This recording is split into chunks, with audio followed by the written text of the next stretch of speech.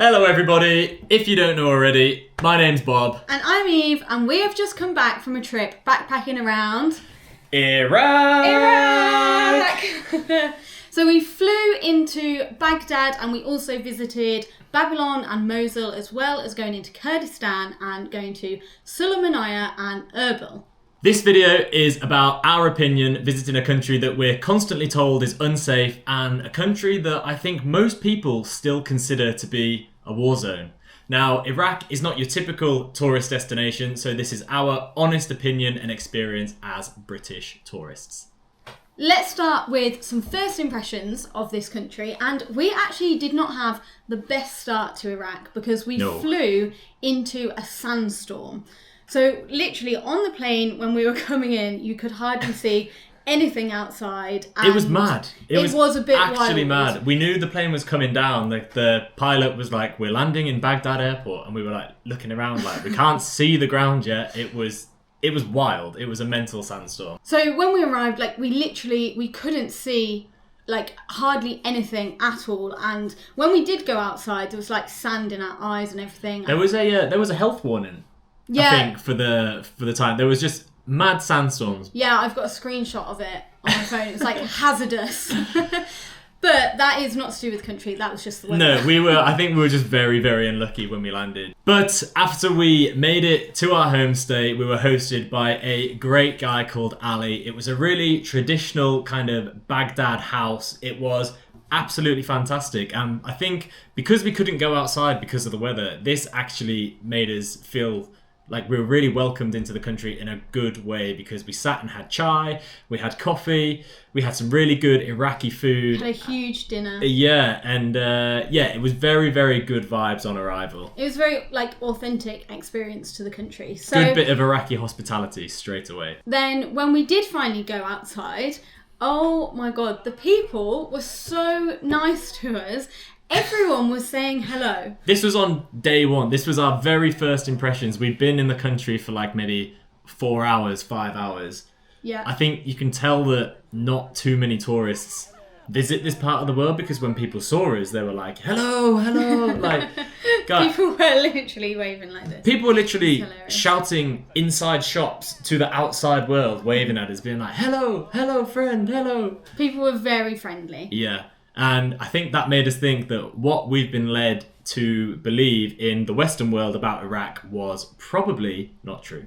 Okay, next up, I think it's interesting to mention what Iraq actually looks like and the infrastructure, because as we said at the start of the video, a lot of people, I think, imagine it to be a war zone, and it's just not true. It's literally not true. No, the country is developed. The country is, I mean, we ate at some incredibly really nice beautiful like luxury restaurants. We played paddle. We played paddle there. Yeah, multiple paddle courts in Baghdad, which was just incredible. Yeah, there was a lot of paddle courts. It wasn't just one. I think there's about 6. Yeah. Oh, it's coming at me. Oh my God, I hit it. Oh, I hit it. Oh no. Whoa. Yay! I did it. Yeah.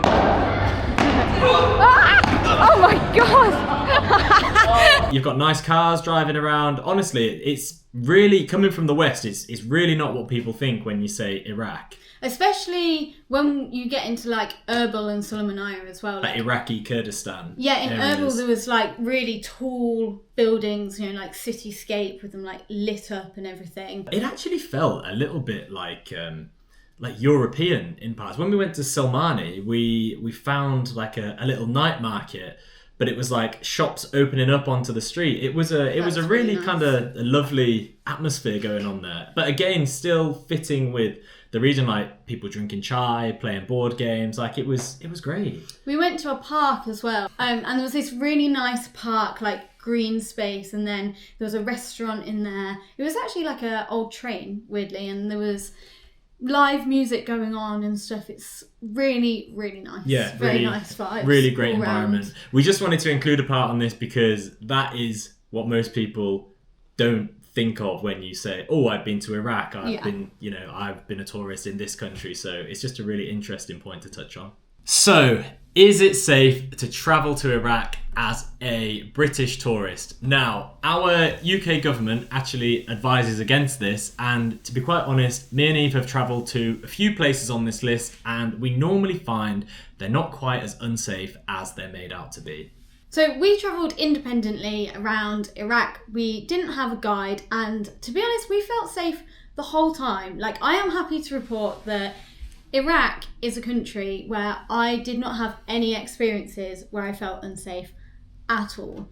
So to start with, we flew into Baghdad, and then we went out, and it was kind of like nighttime, and we had no negative experiences at all. We actually went to a juice shop, and there was a power cut, and the lights went out, and it was dark, and we were just chatting with the people in there, having a really, really nice time. And the people next to us are such good vibes here. They're trying to talk to us in English, and we don't know Arabic. No. They don't know that much English. We do know one thing. I love you. Shukran. I love you too. Shukran. That was honestly such a positive experience. When you say to people, oh, I was sat in a shop in Baghdad, Iraq, and there was a power cut and all the lights went out. At night. Yeah, like, ooh, scary. We honestly could not have felt more safe. We were sat there with a family, and it was just great vibes, wasn't it? Yeah, it was really nice. Literally fine. It was the same as being in like any other city. I think what I quite liked about going around Baghdad at night especially was how many people are just sat out drinking chai, playing games. Like where we got picked up for the taxi, there were people like kind of older men like just playing board games on the street. It was lovely, wasn't it? Yeah, it has a nice feel to it, and it's very different actually, and I think that's what makes it feel kind of safe as well, because there's people everywhere about drinking chai. Like, yeah, no one's going to harm you, they're just drinking chai. Another safety aspect, as Eve said, we did this completely independently without a guide. Taking public transport was actually really, really easy in the country. I think the most difficult part, as with every kind of bus station, taxi station, is the getting swarmed by taxi drivers, which we seem to somehow get every time we went to a taxi stand in Iraq. Babylon. Babylon. يلا يا بابلون. يلا يلا حبيبي. This is what it's like to catch a taxi in Iraq. Okay. Who do you want to pick, Eve? Babylon. يلا تعال. Babylon. Babylon. Babylon. Babylon. No private taxi. Shared taxi. Bus. Yeah. There was always one person that was sort of quietly like, where do you want to go? We'd say we want a shared taxi or whatever, and they'd be like, over there. Yeah, honestly, it's crazy. But no, Iraq actually is a very, very easy country to travel, I found. Much easier to travel and get public transport than I expected. Yep. Very simple, very easy. Obviously, there are checkpoints because there just are. But when you're like going from different districts, I think, or different areas, and we never had any problems at any of them. To be honest, the soldiers at the checkpoints checking our visas and passports were always... We got asked a lot of questions, but it wasn't in like a interrogation way. It was just like a curiosity thing. Yeah, people like, would where have you been? Oh, where have you been? Are you going here? What food have you eaten? Like all that kind of thing. It was lovely. Yeah. So Iraq, did we feel safe on our experience? Yes. Yeah, absolutely. And I would say from a female perspective, I was obviously travelling with a man. But it's somewhere I think I would feel safe going back on my own as well. So I think the two best things about Iraq were the people and the food. So let's start with the people. The people in Iraq have been, hands down, some of the most hospitable that we have ever met. They were welcoming us into their country with open arms. And even as, say, a British tourist with the history between Iraq and the UK, we felt very, very welcome there. Yeah, it was so nice. We met some like incredible people. There was this one lady, we were on the bus to Babylon, I think, from Baghdad. And she was so kind. We can't speak much Arabic and she couldn't speak much English, but between us we were communicating, and it was just this like lovely moment. She was showing us photos on her phone and we were doing the same back. And then at the end of our bus journey, she actually paid for our bus. She would not accept no for an answer when we tried to, because we were sat at the back of the bus. We were trying to put our money down to the front of the bus and she wouldn't let them take it. She paid for it, and then she gave Eve a big kiss on the side of her cheek and said, "Thank you for talking to me and meeting me." Because she'd never met anybody from the UK before, and it was so heartwarming. It was heartwarming. I actually felt really sad when we had to leave and had to wave bye to her off the bus. It was, the people just so nice. We also had a similar experience in Erbil with the when we got the kebab. We went to Yasin Kebab, and we were just queuing up. It's a very, very popular place to buy shish kebab in Erbil, and we were queuing up outside, and we didn't really know how the queue worked, and we ended up speaking to these 3 people that had travelled from Mosul to Erbil, and they were like, "Oh, you're in Iraq, where have you been? Have you gone to Mosul yet?" And then they invited us to sit with them. We shared 10 huge shish kebab between 5 of us. It was a good meal. It was a good meal, but there was a lot of food. And then again, they wouldn't let us pay. They were just happy to sit and chat with us, and they wanted to tell us about, Mosul and the food and the country and just everything. And then in the end, we tried to take them for some chai after because we wanted to do something and pay them back after they wouldn't accept our money. And then they paid again. Again, they wouldn't let us pay for the chai. It was frustrating, but in the best way. They're so nice, and this is why you travel, for these kind of experiences. So it was really, really nice, wasn't it? And we also, our homestay guide was so lovely, and Murtada, who did the food tour with us. Yeah, with Let's Go Iraq, he was an incredible guy. Even after we finished kind of this food video that we made, we invited him to come play paddle with us. Yeah, we played paddle together. Yeah, that was really fun. Just as friends. It was unbelievable. The people of Iraq, honestly, are the best. Okay, so now let's talk about food. Food. If you don't know, me and Eve are very, very big foodies. A lot of people don't even know what Iraqi food is, but it is some of the best that we have eaten. The best food in the world. I feel like I didn't know what Iraqi food was before we went to Iraq, but honestly, it's unreal. It was so good. So we had this one thing for breakfast that was called kahi and kaima. I think I said that right. Yeah. And it is the best breakfast I have ever eaten, and I think about it often. I'm actually really sad that I can't have it again. We do discuss that breakfast quite a lot. Honestly, out of all the countries we've travelled to, probably the best breakfast that we've ever had. Oh, be careful what you say. Yeah. So it's this flaky pastry, and then it's got a cream. It's kind of like a thick cream, almost like a cream cheese on it, and then you put some syrup water on it. It has pistachio on the top, and I just don't think you can beat that.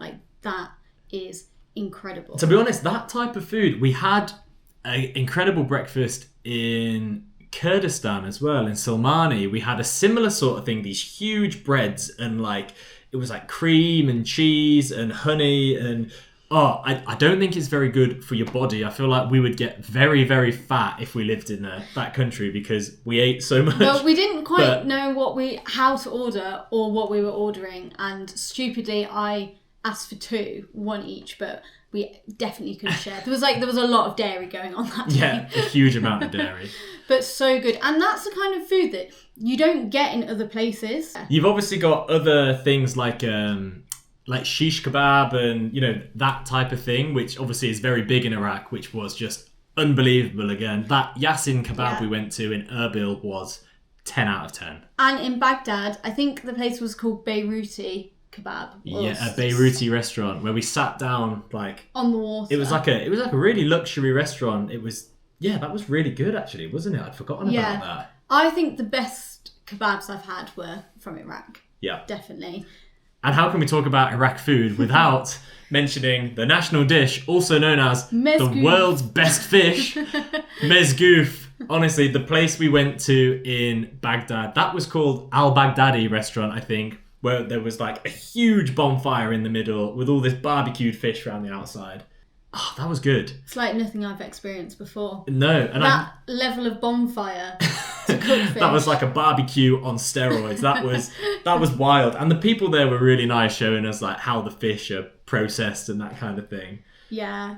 Honestly, Iraqi flavours. Honestly, unmatched. Flavours. Yeah. Good flavours.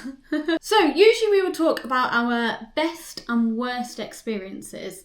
However, we didn't have any bad experiences in Iraq. Weirdly, quite a lot of the time we do when we travel have like something negative happen, but maybe we were just lucky this trip. Like the sandstorm, I guess. Flying into a sandstorm wasn't great. No. But the thing is as well, the best experience, like the whole trip was such a good experience. we were literally on a high for like the whole time we were there. I would actually say one very memorable experience was when I went to get a haircut in Baghdad. That was just made, obviously it's just a haircut, but the guys in there were just such good vibes. And we were talking kind of broken English, but it was just, they all gave me a round of applause when I stood up after my haircut. It was just incredible vibes. But honestly, I think imagine getting a round of applause after you've had your haircut. Yeah, I know. I felt you've not done anything. I felt very honoured. Yeah, that was really good. There was so many amazing experiences. I think honestly, just the people we met there were just incredible. It was good. So, would we recommend visiting Iraq and Iraqi Kurdistan? I would say, if you are a fan of lesser travelled destinations, if you're a fan of history, and if you're a big foodie, Iraq is the place to go. Honestly, you will not go wrong in that country. I might not advise somebody that wants the average holiday to, an all-inclusive resort, that type of thing. I probably wouldn't advise Iraq. But if you want any of the things we just outlined in the video, then you have to visit Iraq. And to be honest, I think it's getting quite touristy now. I really think there's more and more tourists visiting the country. It's definitely gaining a lot of popularity. Yeah. I would say, I would recommend, if you're the kind of person that likes to travel and likes lesser travel places, then Iraq was just an insane trip. And we're coming back. We haven't gone to Basra and we haven't gone to the marshes in the south. Should we get Iraq 2026? If this is the first video that you've seen from us from Bevetravels, then make sure to check out our Iraq playlist that we'll link at the top of the page now, because we've had some incredible experiences in this country and there will definitely be something there that you want to watch. Also, make sure to check out our Facebook, because we have lots of stuff on there. Stuff that we don't post here, exclusive stuff. As well as our TikToks and Instagram. And if you did like this video, please give it a thumbs up and don't forget to subscribe. And we'll see you next time. Bye! Bye!